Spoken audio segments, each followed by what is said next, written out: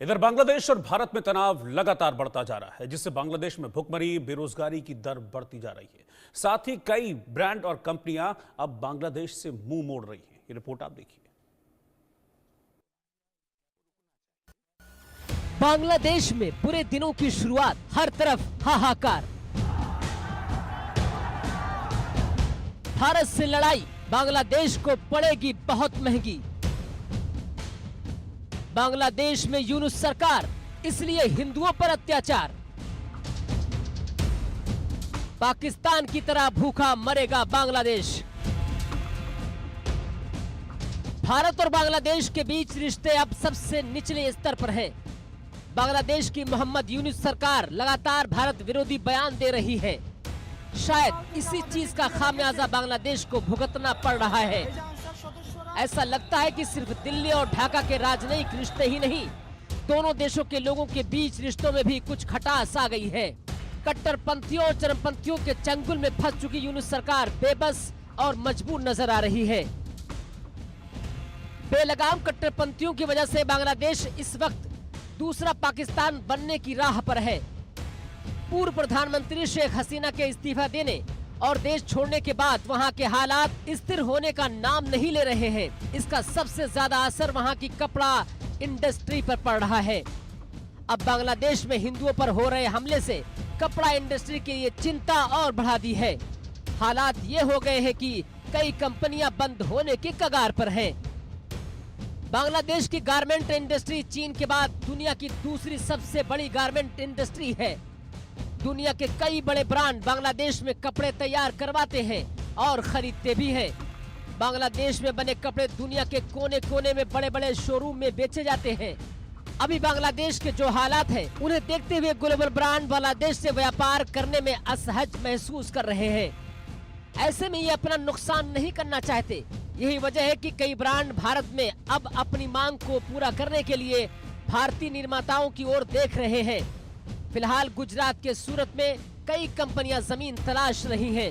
नए ऑर्डर से सिर्फ सूरत ही नहीं, बल्कि देश के दूसरे शहरों को भी फायदा मिलने की पूरी उम्मीद दिख रही है। इसमें तमिलनाडु के तिरुपुर और कोयम्बटूर, पंजाब का लुधियाना, उत्तर प्रदेश का नोएडा शहर शामिल है। इन शहरों में भी टेक्सटाइल हब मौजूद है। अगर कई ब्रांड कंपनियों ने बांग्लादेश से मुंह मोड़ लिया तो बांग्लादेश वाकई में बहुत बड़े खसारे में होगा। दरअसल बांग्लादेश की गारमेंट इंडस्ट्री का वहां की जीडीपी में बड़ा हिस्सा है।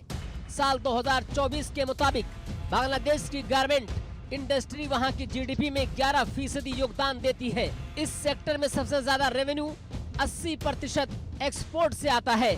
अगर बांग्लादेश की कपड़ा इंडस्ट्री को नुकसान होता है तो वहां के आर्थिक हालात काफी बिगड़ जाएंगे।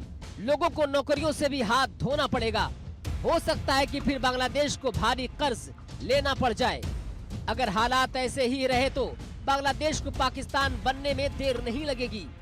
बांग्लादेश भी पाकिस्तान की तरह कंगाल हो जाएगा। Bureau report, India news.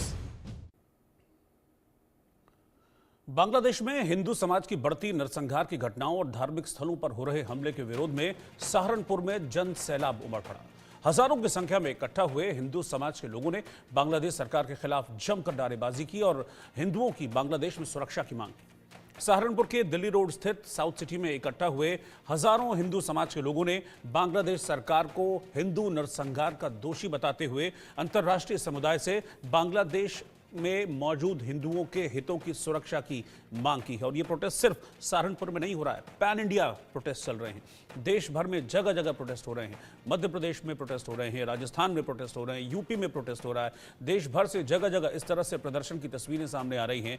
UP के सहारनपुर में यह प्रदर्शन किया गया और जिस तरह की हालत बांग्लादेश में हिंदुओं की बनाई गई है, अल्पसंख्यकों की बनाई गई है, उसको लेकर नाराजगी जाहिर करते हुए एक प्रोटेस्ट मार्च निकाला गया और मांग की गई है अंतर्राष्ट्रीय समुदाय से, वैश्विक समुदाय से कि इस मामले में इंटरफेयर करें और बांग्लादेश में जिस तरह से हिंदू शिकार हो रहे हैं हिंसा का, उनके हितों की रक्षा की जाए, उन्हें बचाया जाए।